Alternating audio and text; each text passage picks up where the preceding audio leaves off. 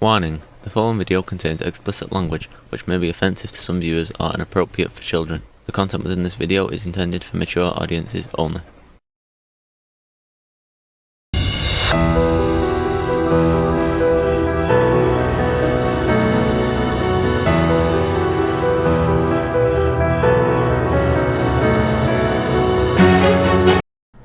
Hello and welcome to this Black Tapes.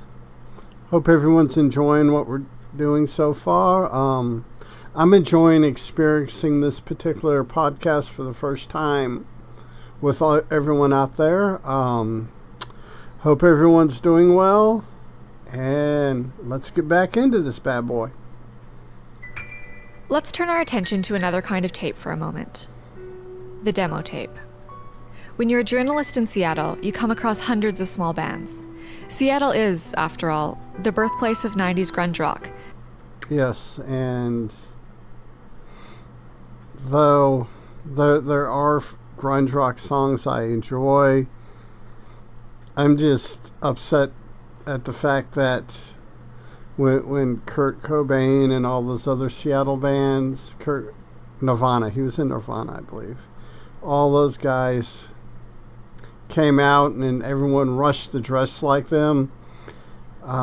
Me and my friend growing up in the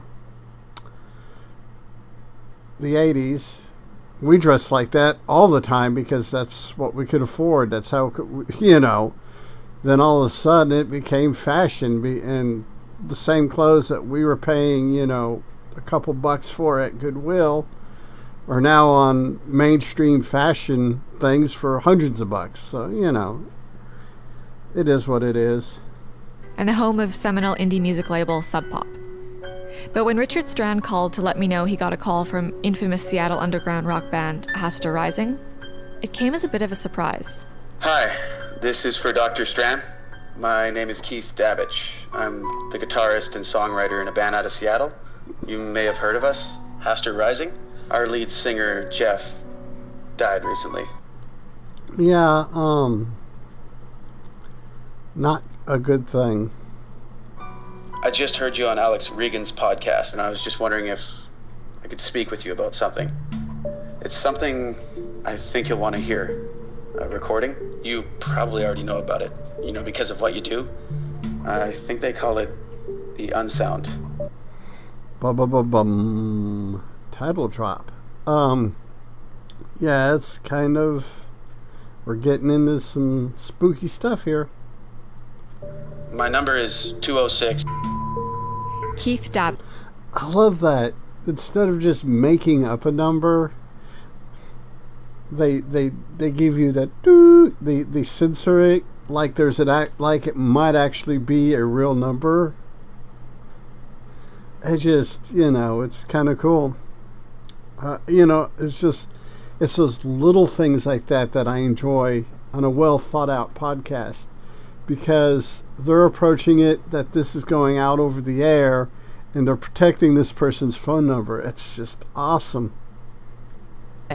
Lead guitarist and principal songwriter for popular underground hard rock band Hasta Rising. If you're from Seattle, you've heard of them. If you're not, you may have heard of the lead singer's violent suicide a couple of weeks ago. He hammered a knife into his chest with a polo mallet. That just, ow. That is some determination that I just do not have. Hasta Rising was often in the news because of their ongoing conflict with the religious right. Local church groups have picketed their concerts, claiming they promote Satanism. Somebody burned down their rehearsal space in 2008, but nobody was arrested. There were reports of a live animal sacrifice at one of their concerts. Yeah, kind of sounds like an indie version of Black Sabbath, to be honest with you. But YouTube clips showed at least one incident was definitely fake. Here's the lead singer Jeff Went from an interview last year addressing that controversy. People see what they want to see. We're just trying to put on a show. It's entertainment for So was that a real cat you killed on stage? Killing cats is illegal and subject to prosecution in the state of Washington. So that's a no. What do you think? I don't know, that's why I'm asking. You don't think that having satanic images and symbols on your album covers might be encouraging people to view your band through that lens? I'm just glad that people are looking at the album covers. See, if you remember, if you're old enough to remember, or you can go online and look it up. Look up your album covers from the 1980s for like Molly Hatchet, Iron Maiden, Black Sabbath, Motley Crue. That's kind of vibe I'm getting from this section. That whole 80s satanic panic thing that it bled over into the 90s. By about 96, 97, it had pretty much evaporated, and even though there are political factions now that are trying to resuscitate that whole satanic panic and bring it back. Even your name, Hastur Rising. Isn't Hastur himself a Lovecraftian myth, one of the ancient ones? Also called the Unspeakable One? You're not supposed to say his name. Why is that? You'll see. He was charming, controversial, and talented. Which is your people, that's why Ozzy Osbourne, Gene Simmons, Paul Stanley, all those people were so controversial in interviews and stuff. They seem like an average person and would throw in those little tidbits every now and again in their interviews just because. I imagine on YouTube you could probably do a search for like Gene Simmons interviews, Ozzy Osbourne interviews, Randy Rhoads, and probably find some really interesting, some really cool footage that, like I said, this is being a child of the 80s. I think that's why I'm getting those kind of vibes from it. And last month, Jeff Went was found dead in the garage in the house he grew up in. He was only 27. Forever 27. Now that is the club that people like Janis Joplin, Jimi Hendrix. Yeah, that's an infamous club. If you're interested in stuff like that, do that. Do a Google search for Club 27. And it's a rather unique club. So, I'm guessing you have some idea of that thing he referenced? He called it the Unsound? I've heard of it. It's similar to the hum, but there's more of a mythology surrounding the Unsound. I read something about the hum on The Guardian last month. This Unsound is different? There are several sources of the hum, all of them man-made. The Unsound, however, is more interesting. I first heard about it back in 2005. My assistant at the time, Travis, brought it to my attention. Yeah, this is kind of interesting to see where we're going with this. He would often trawl the back channels of deep web forums. He was really into conspiracy theories, which is why he joined the Institute. So how is the Unsound different from the hum? It's quite different. Experts who have studied the limited samples we have claim the Unsound is neither natural nor artificial. So that rules out what? So it's just kind of there, I guess. Just there. Everything? Unidentifiable. My guess is it's synthetic, but I can't be sure until someone develops a more precise instrument to parse it. You have no idea what it is? And this is why it's one of what you're calling the black tapes cases.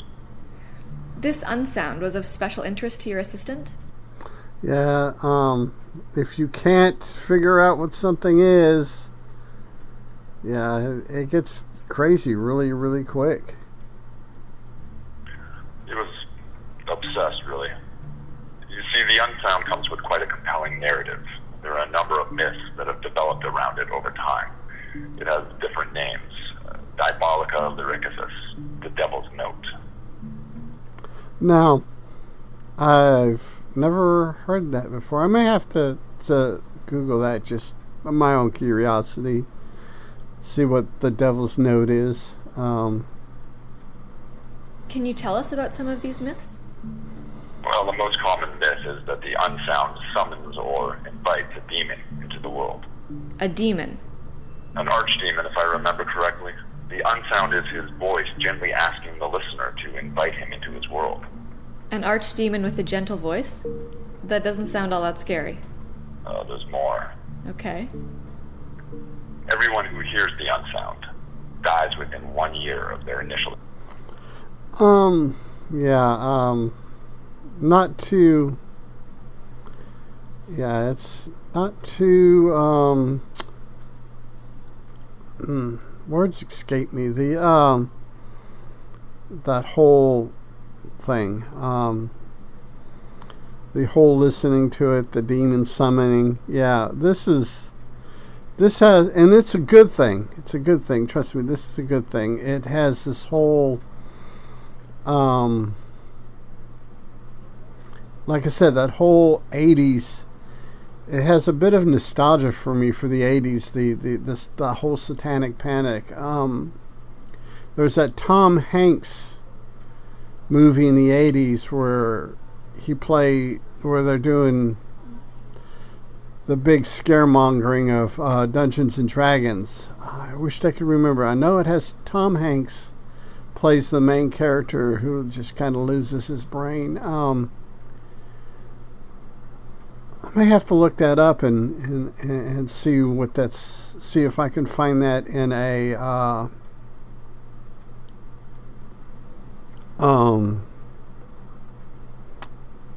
online. Like I said, it's really early Tom. I think it's even before he did Bosom Buddies, or it may have been while they were doing the TV show Bosom Buddies. So yeah. Wow. Yeah, this is kind of gives me those member berries just all over the place. Exposure. Now that's scary.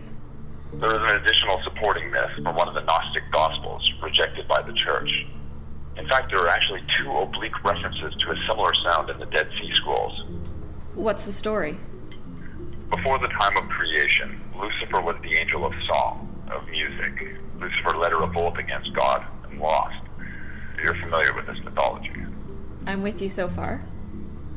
So, God banished Lucifer to hell, but on his way out of heaven, Lucifer, now referred to as Satan in this particular gospel, created some kind of musical backdoor as he fell into the inferno, something sonic that would allow Satan and his minions back into the world without God knowing.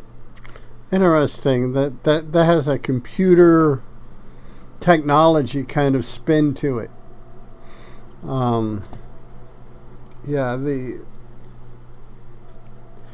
Taking that 80s nostalgia and then basically equating Lucifer, Satan, as a hacker. That's kind of interesting. This mysterious note is apparently a sound that God can't hear. The Unsound. That sounds a little Dungeons and Dragons. There we go. They're the member berries again. Oh, I'm loving this episode. So does most of the Old Testament. Okay. So there's this unsound that God can't hear, floating around the deep web, and a bunch of audio geeks getting heavily into the Old Testament because of it. So where does this sound come from? Yeah, that's kind of spooky. We'll go ahead and call this good here, and we'll try and pick up tomorrow with our next installment. Like I said, I'm going to try to do at least one video a day for each of the playlists, each of the 4 main playlists: the Kingdom of Fear, Rabbits, this one, Black Tapes, and the Gen X. So, and if I continue to be able to get this knocked out the way I want to, I may be incorporating one more. I'm not sure yet. But until then, everybody, Be good. Be good humans. Be good to other humans. Peace. Hey, it's 10 p.m. Do you know where your children are?